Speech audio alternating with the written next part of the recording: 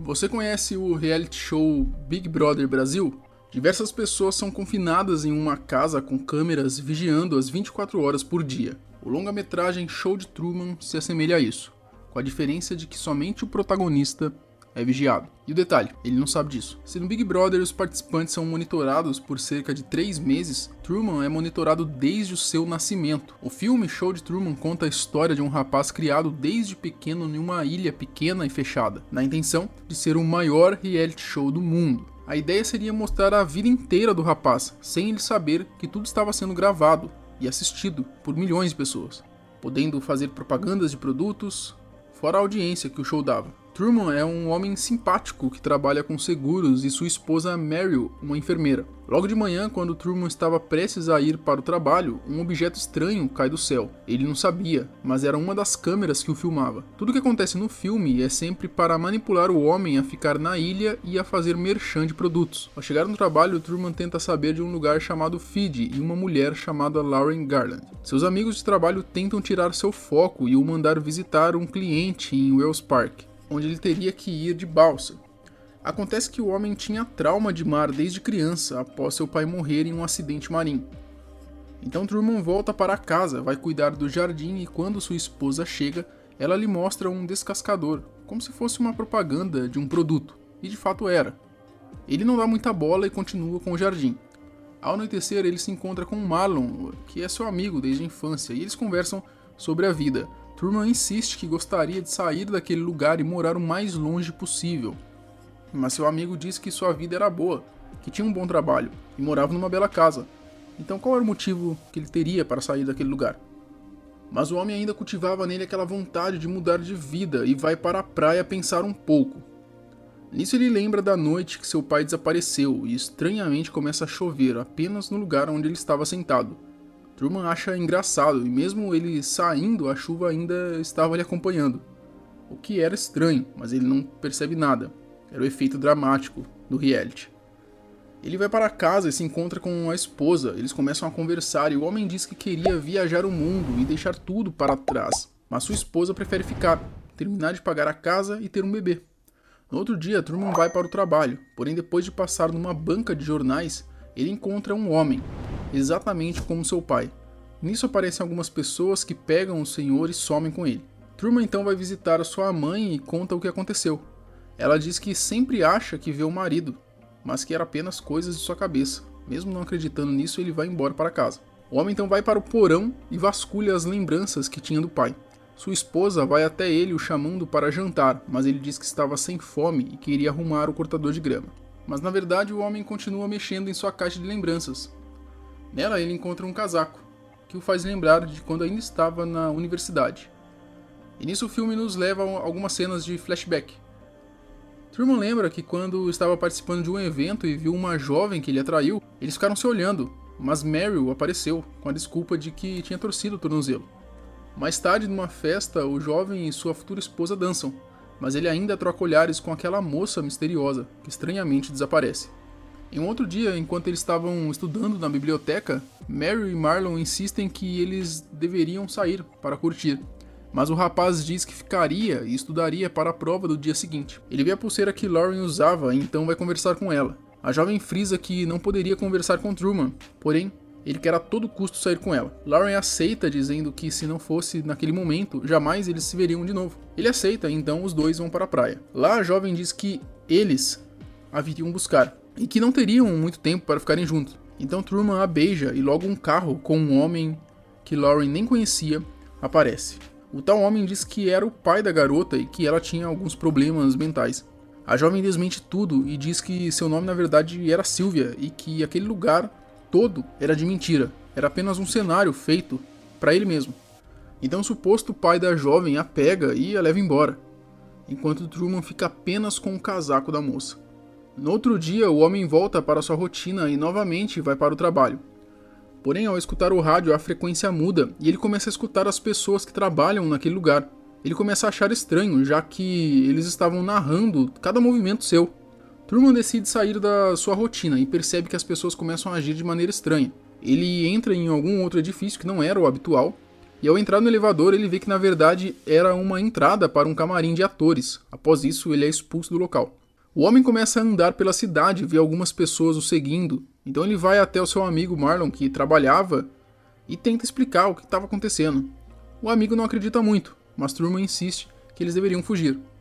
Truman leva seu amigo até a praia e diz que se sente controlado e vigiado por todo mundo. Eles conversam e Truman afirma que iria embora.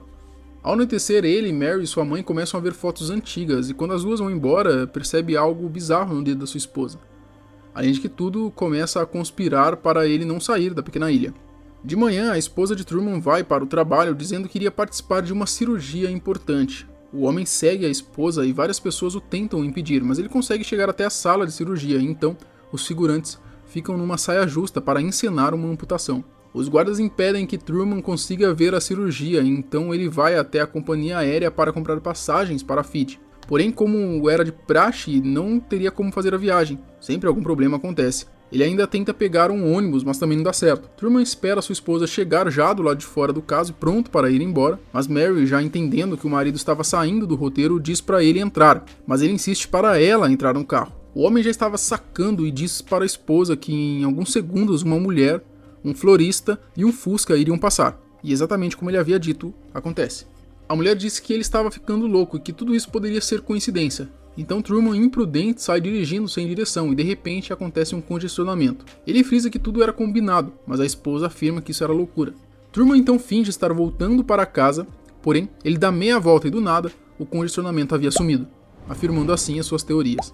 Ele chega numa ponte, mas por causa do seu trauma não consegue passar, fazendo com que sua esposa pegasse o volante e dirigisse para ele.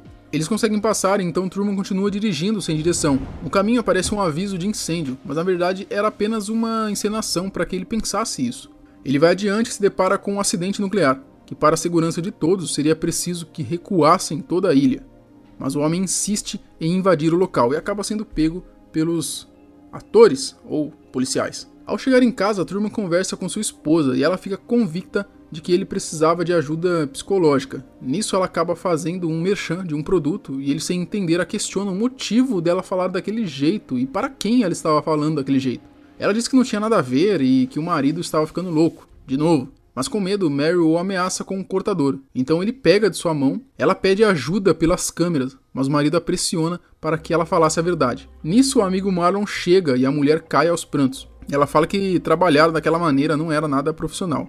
E então Truman e o amigo saem para tomar um ar juntos. Truman diz que sua vida anda estranha e que todos pareciam estar encenando ao invés de viverem vidas reais. Mas Marlon diz que essa sensação era porque o amigo não tinha conquistado tudo o que queria e isso frustraria a ponto de achar que todos estavam contra ele. O amigo começa a lembrar de sua infância com Truman, que nada disso era mentira para ele. Mas as palavras bonitas que estavam saindo de sua boca na verdade eram do próprio diretor do show.